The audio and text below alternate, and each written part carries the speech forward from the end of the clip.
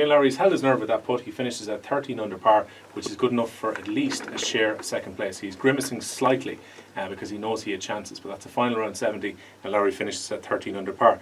Anton Sullivan, to come to you first. I mean, a disappointing All-Ireland final, all truth be told. Kerry worthy winners, though? Yeah, it was a poor All-Ireland final, yeah, but maybe just slight deserved to win, I suppose. I feel sorry for Paul Durkin, the goals, you know, he's after making a mistake there now, it's after costing his team an All-Ireland final.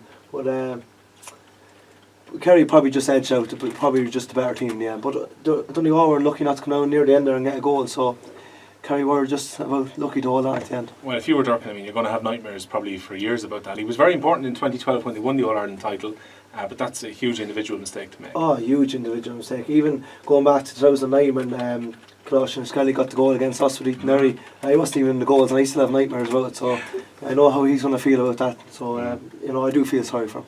It is unfortunate in a way, Peter Derry, for a big game to be decided effectively by an individual mistake, because that gave Kerry the initiative. They went 4 up and always had that 3-point buffer after that.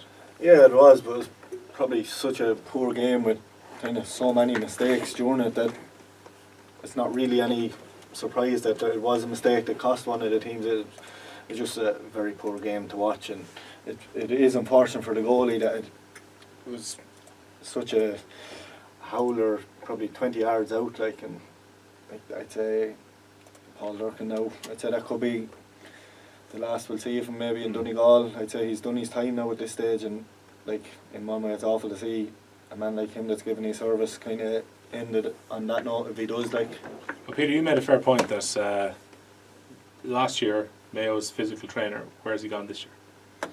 Yeah, he obviously something went awry up in Mayo, but he's sitting down in Kerry with an All-Ireland trained team now. So Kerry overall, we look back, I remember the newspaper headlines when they weren't going too well, middle of the league, and people were saying, hey, Kerry are going to be relegated, Kerry are going nowhere in the championship this year, and yet they sit there with the 37th Sam. We probably wouldn't have seen this coming in April or May. Yeah, they must have been doing some. I know we played them, say, last year in a practice match down in Killarney before the championship, and at that stage they were still doing real heavy training, and they were probably preparing for a longer championship last year as well. It seems like the league is probably, it's not really mattering as much anymore to certain teams.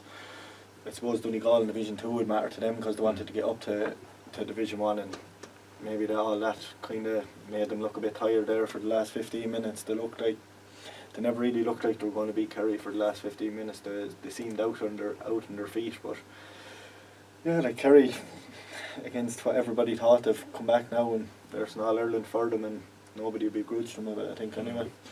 Well, Anton, you picked up on the fact that Donegal looked off their feet probably after about 50 minutes, whatever, about the closing stages of the game. It's very unusual because against Dublin they finished the game very strongly. Yeah, they just seem to look a bit tired. Maybe Jim McGuinness has worked them a bit too hard, I don't know, but coming after winning an All-Ireland semi-final, you think you'd have the bodies fresh leading up to an All-Ireland final, you know, just keep everything ticking over, the main work is done, you know, you just kind of keeping ticked up whenever you have done. So just with 5 or 10 minutes to go there, Donegal looked a bit tired, and Kerry ran in a few fresh legs as well that made the difference. They sprayed the ball across the field and got a couple of scores. Well, Jim McGuinness has a choice to make, Anton, whether he's going to stay on next year or not.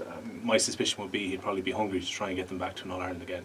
Yeah, it's probably a decision he's not going to make now straight after the final, but in fairness to him, you have to give him tremendous credit. You know, he's after bringing Donegal, win All-Ireland, after getting to another All-Ireland final. That's 2 All-Ireland finals in 3 years, you know, so you have to give him credit, but I'm sure he'll sit down in the next couple of weeks and decide on what he wants to do.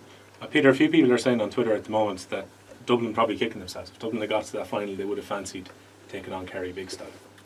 Yeah, I suppose that's probably a lot of Dublin folk as well saying that, but they couldn't get there, so they didn't get the chance. They don't really, you know, I wouldn't have much sympathy for Dublin when it does come down to it. They had their chance and they were found out by Donegal. So that's everyone. I suppose maybe they probably had a style that would have troubled Kerry more, but that's what the game's about. Different styles kind of clash in a different way, and some teams struggle to always have a hoodoo over a certain team because of their different styles, and Kerry have this long kick passing style that troubles a lot of teams, and that blanket defence probably doesn't work as well against their style of play. So the likes of Donegal, Dublin style, played straight into their hands because they carried every ball that there was straight into them. So That makes it a lot easier to pen Donegal back, because Donegal, as you saw, just swept up the field in the last game. That option isn't there when you've Donny sitting on the square.